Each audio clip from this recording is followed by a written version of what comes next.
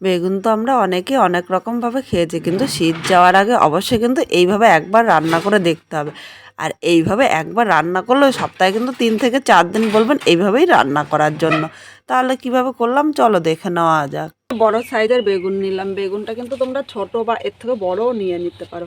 এবার বেগুনের সামনে দিয়ে একটু করে কেটে আমি বেগুনটা মোটা মোটা করে কেটে নেব। এই দেখো এইভাবে কেটে নিলে কিন্তু আমার কাটতেও সুবিধা হবে। অনেকে তো অনেক রকমভাবে বেগুন খেয়েছেন, একবার এইভাবে খেয়ে দেখবেন, এইভাবে কিন্তু দুর্দান্ত লাগবে। একদম নতুনভাবে তোমাদের সাথে শেয়ার করলাম। এবার বেগুনের পেছনটাও কেটে বাদ দিয়ে দিলাম। যেহেতু বেগুনটা বড় তাই আমি এইভাবে কেটে নিয়েছি। এবার একটা বেগুন এরকম করে আমি 4 পিস করে নিলাম। দেখো এইভাবে কেটে নিলে কিন্তু খুব সহজে তোমরাও কেটে নিতে পারো। আমি এখানে একটা বেগুন নিয়েছি, আর বেগুনটা তোমরা কম বেশি করে নিয়ে নিতে পারো। বেগুনটা কাটা হয়ে গিয়েছে। এবার এই জায়গায় একটা পাত্রের মধ্যে আমি জল নিয়ে নিলাম। এবার এখানে আমি বেগুনগুলো দিয়ে দেবো, নাহলে বেগুনটা কেটে রাখলে কিন্তু বেগুনটা কালো হয়ে যেতে পারে।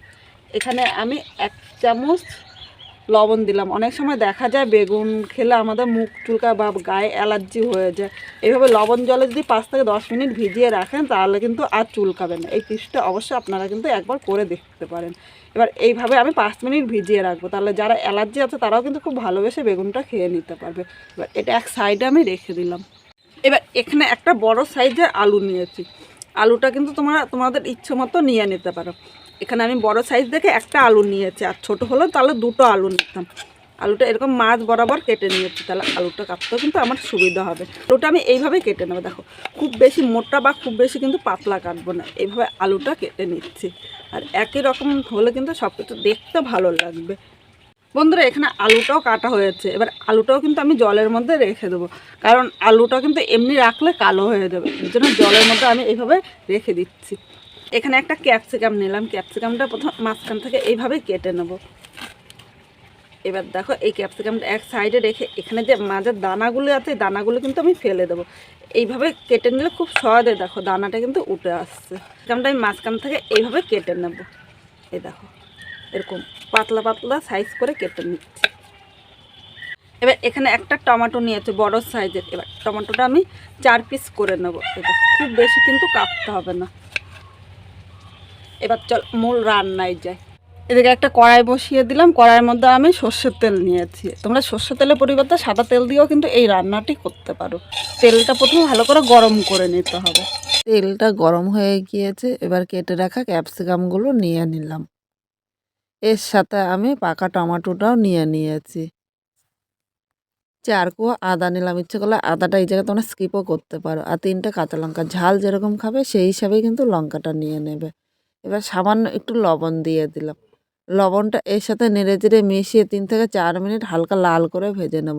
এর মধ্যে টমেটো ও ক্যাপসিকামটা কিন্তু নরম হয়ে যাবে।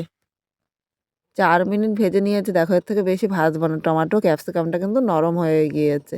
এবার আমি একটা বাটির মধ্যে তুলে নিলাম। কড়াইতে অনেকটাই তেল আছে, আর তেল দেবো না। এর মধ্যে আমি আলুগুলো নিয়ে নিলাম। এবার এখানে আমি 1/2 চামচ লবণ দিয়েছি। লবণটা আলুর সাথে নেড়েচেড়ে মিশিয়ে 4 থেকে 5 মিনিট হালকা লাল করে ভেজে নিতে হবে। এই সময় কিন্তু খুব জোরে আগুন দেওয়া যাবে না, মিডিয়াম আগুনে আলুগুলো ভাজতে হবে। আর আলুগুলো কিন্তু একটু লাল করে ভেজে নেবে। এখানে আমি হলুদ দেবো না আলু ভাজার সময়। তোমরা ইচ্ছে করলে কিন্তু একটু হলুদও দিতে পারো। বন্ধুরা আলুটা দেখো লাল করে ভেজে নিয়েছি। এর থেকে বেশি ভাজবো না, তাহলে পুরা পুরা লেগে যাবে। এবার আলুগুলো আমি তুলে নিলাম। কড়াইতে কিন্তু এখনও অনেকটাই তেল আছে, আর আলু ভাজতে কিন্তু সেরকম তেল লাগে না। এবার এই তেলের মধ্যে আমি বেগুনগুলো নিয়ে নেব। লবণ জল থেকে বেগুনগুলো তুলে নিয়েছি। আর লবণ জলে এইভাবে ভিজিয়ে রাখলে কিন্তু বেগুন ভাজতেও বেশি তেল লাগে না। এবার এখানে আমি স্বাদ অনুযায়ী লবণ দিলাম ও 1/2 চামচ হলুদ দিয়েছি। হলুদ না দিয়ে বেগুন ভাজলে তাহলে বেগুনটা কিন্তু কালো হয়ে যায়।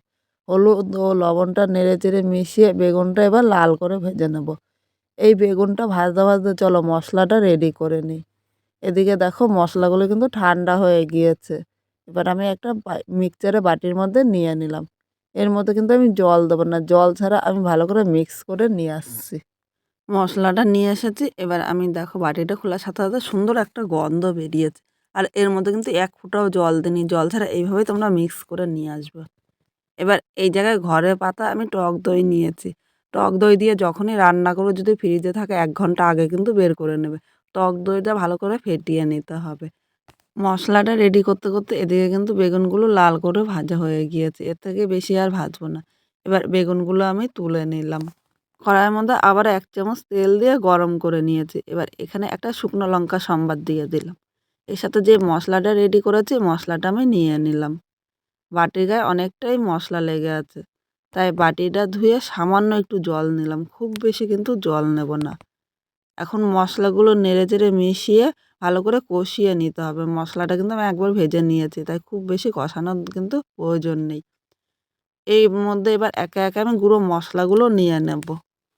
প্রথমে এখানে দেখো জিরে ও ধনিয়ার গুঁড়ো নিলাম, আর এই জিরে ধনিয়ার গুঁড়োটা কিন্তু আমার বাড়ি তৈরি করা। 1/2 চামচ কাশ্মীরি লঙ্কার গুঁড়ো, ইচ্ছে করলে তোমরা এই লঙ্কার গুঁড়োটা স্কিপও করতে পারো। এটা কিন্তু কোনো ঝালের জন্য না, শুধুমাত্র কালারের জন্য দিয়েছি। প্রয়োজন মতো হলুদ নিয়ে নিলাম। স্বাদ অনুযায়ী খুব সামান্য লবণ নিয়েছি, কারণ আলু ভাজার সময় ও বেগুন ভাজার সময় কিন্তু লবণ দিয়েছি, তাই খুব বেশি কিন্তু লবণ দেবো না। এবার সব মশলা নেড়েচেড়ে মিশিয়ে 4 থেকে 5 মিনিট কষিয়ে নিতে হবে। মানে মশলাটা যতক্ষণ না ভালো করে কষানো হয় ততক্ষণে কিন্তু কষিয়ে নিতে হবে। এখানে মশলাটা 5 মিনিট কষিয়ে নিয়েছে, আর দেখো মশলা থেকে কিন্তু তেলও ছেড়ে দিয়েছে। এবার আমি উনানের আগুনটা একদম বন্ধ করে দিয়েছি।